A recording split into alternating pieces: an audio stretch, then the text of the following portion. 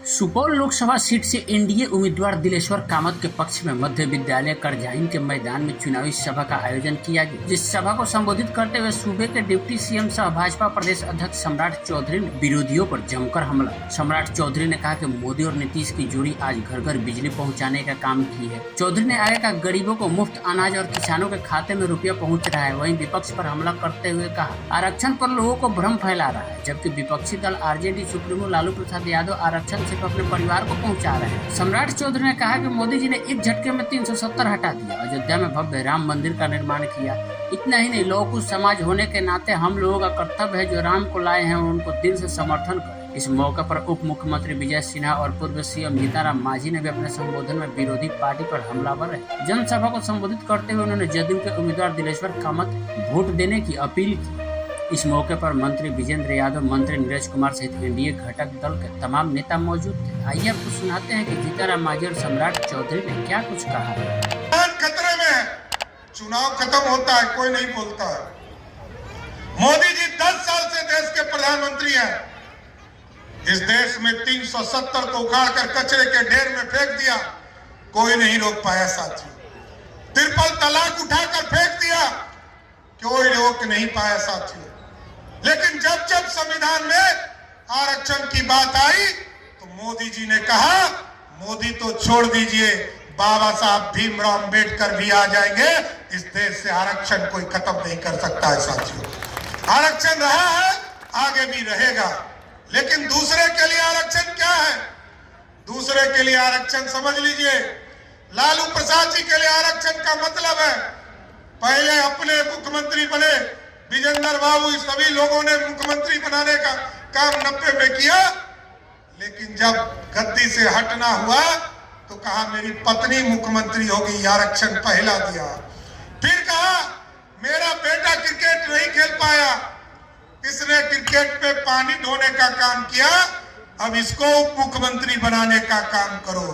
फिर दूसरे बेटा के बारे में कहा, इसने अपनी पत्नी पर अत्याचार किया, छपरा की बेटी को मारकर घर से बाहर किया, अब इसको मंत्री बनाने का काम किया। ये आरक्षण है। और आजकल कह रहे हैं मेरी बेटी लोकसभा का चुनाव हार गई, मीसा भारती जिस कानून के तहत 74 में वो जेल गए, उसी कानून के तहत उनकी बेटी का नाम रखा गया। आजकल कह रहे हैं कि इसको सांसद बनाओ, लोकसभा का सांसद बनाओ। और आज एक और डेवलपमेंट हुआ है साथी, आजकल एक टूरिस्ट बेटी आई है सीधा सिंगापुर से।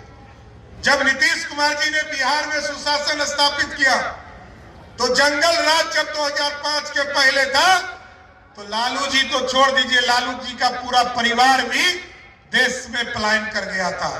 लेकिन आज नीतीश कुमार जी के नेतृत्व में जब सुशासन स्थापित हुआ साथियों, तो आज उनकी बेटी भी बिहार चुनाव लड़ने आ गई है, जो टूरिस्ट है।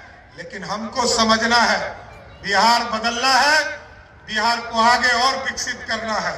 नीतीश कुमार जी ने 17-18 साल में बिहार की सूरत बदलने का काम किया है। इसलिए साथियों आग्रह करूंगा, निवेदन करूंगा कि इस देश में तो अब कोई लड़ने वाला भी नहीं मिल रहा। आप देखिए, जहां श्रीमती इंदिरा गांधी चुनाव लड़ती थी, जहां राजीव गांधी चुनाव लड़ते थे, पंडित नेहरू चुनाव लड़ते थे, आज उनके पोता पोती भी चुनाव लड़ने से भाग रहे हैं।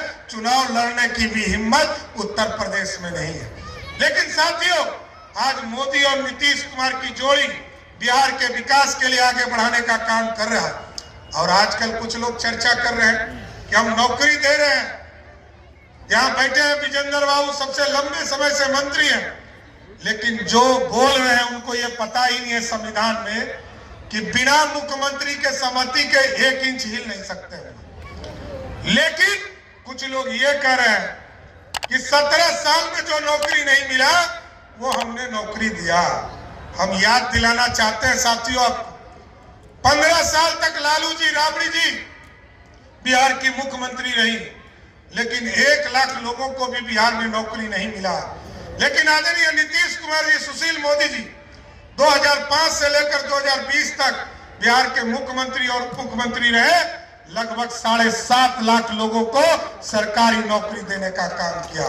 और एकदम आश्वस्त करता हूं, यहाँ विजेंद्र बाबू बैठे हैं, नीरज बबलू जी बैठे हैं, अनुरूप जी बैठे, रामचंद्र की बहुत बहुत धन्यवाद। बोल रहे हैं खतरा है। अभी विजय सिन्हा जी ने कहने का काम किया, आरक्षण का तो उन लोगों का जो परीक्षा जो विषय है उनका बताया, उन लोग आरक्षण उनका परिवारवाद है, लेकिन जहाँ तक आरक्षण है बाबा भीमराव अम्बेडकर ने देने का काम किया है। और बाबा भीमराव का अम्बेडकर का जो आरक्षण है और जो संविधान है, आज हिंदुस्तान में कोई ऐसी पार्टी नहीं है, कोई लोग ऐसा नहीं है कि उसके साथ छेड़छाड़ कर सकता है। और सबसे बड़ी बात आपने देखा कि आज हमारा देश का प्रधानमंत्री और देश के गृह मंत्री बार बार कह रहे हैं किसी भी परिस्थिति में हम आरक्षण और संविधान को छेड़छाड़ नहीं करने देंगे। और देखा उनका एक फेक वीडियो जो प्रचलित किया गया है जिसमें अमित शाह के बारे में बताया गया है तो आरक्षण के खिलाफ बोल रहे थे, आज स्पष्टीकरण दे रहे हैं, आज केस हो रहा है, उस पर जेल जा रहा है। कहने का मतलब कि ये कांग्रेस के लोग और ये जो सत्ता पक्ष के लोग हैं, यदि विपक्ष के लोग हैं, उनका यही काम है कि हम भ्रम फैला करके समाज को भरमावें और किसी तरह से सत्ता ले लें। एक बात कह करके हम अपनी बात को बंद करना चाहेंगे और वो ये है कि वे दिशाहीन हैं लोग, उनके पास नहीं नेता है और न नियत है। किसको प्राइम मिनिस्टर बनावेंगे कोई पता नहीं है। देश की सत्ता अगर उनके हाथ में गई तो अस्थिरता के चक्कर में पड़ जाएगा और देश अस्थिर हो जाएगा तो बगल में पाकिस्तान, चीन और दूसरे प्रकार के देश आज हाथ फाड़ के देख रहा है हिंदुस्तान को। हिंदुस्तान पर कड़ी नजर होगी और खतरा में पड़ जाएगी हमारी आज़ादी। वैसी परिस्थिति में हम कहना चाहते हैं कि आज देश के खतरा से उबारने के लिए आवश्यकता है कि नरेंद्र भाई मोदी जी का हाथ हम लोग मजबूत करें और किसी भी परिस्थिति में जो संविधान के प्रति या आरक्षण के नाम लेकर के जो हम लोगों को भरमाते हैं उनको भरमाने की जरूरत नहीं है। और झूठ मूठ जो फेक वीडियो बल दे करके प्रचारित करके आपको ये समझते हैं कि बिहार की जनता, भारत की जनता प्रौढ़ नहीं है, तो हम उनको बता देना चाहते हैं कि बिहार की जनता राजनीतिक रूप में इतना प्रौढ़ है कि आपके हर षड्यंत्र को लोग समझती है। और हम समझते हैं कि जो अगला वोट होने वाला है, जिस दिन हमारे दिलेश्वर कामत जी वोट के लिए आपके पास अभी आए हैं और शायद 20 को नहीं, कितना है 7 को जो चुनाव होने वाली है उसमें आप इनका चुनाव चिन्ह तीर है, तीर छाप पर बटन दबा करके दिलेश्वर कामत को जिताएं। और तीर छाप ही कमल छाप है, तीर छाप ही हम समझते हैं हमारे हिंदुस्तानी अवाम मोर्चा सेकुलर का कड़ाही छाप भी है और हेलीकॉप्टर छाप भी है। सब छाप तीर ही में है, यहाँ है, इसलिए तीर पर बटन दबाइएगा, दिल्ली में कमल खिलेगा और भारत का प्रधानमंत्री नरेंद्र भाई मोदी जी होंगे। यही आप लोगों से कह करके हम अपनी बात को समाप्त कर